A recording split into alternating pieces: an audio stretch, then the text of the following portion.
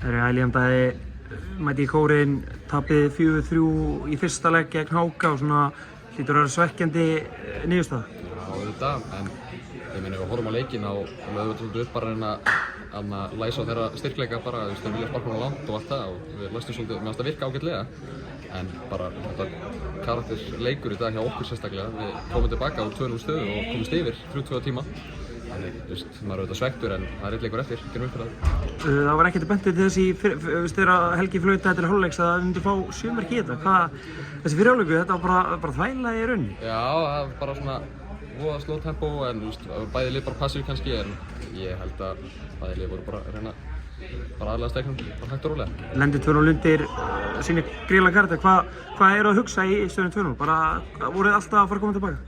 Já, auðvitað, ég meina, þú veist, við hefum góðan hóp og bara menn eru alltaf klárir saman hvað mikið eftir. Þetta er eins og við unnum Þór Akureyri og skoruðum í útileiknum fyrir tímabilinu og komum tilbaka 1-0 undir, þú veist, á 7 mínútum eða eitthvað þannig. Við getum þetta rægt. Hvernig var að gíra sig inn á leik eftir, náttúrulega var mikið undir síðasta laugardag, hvernig var að gíra sig upp inn á leik í dag?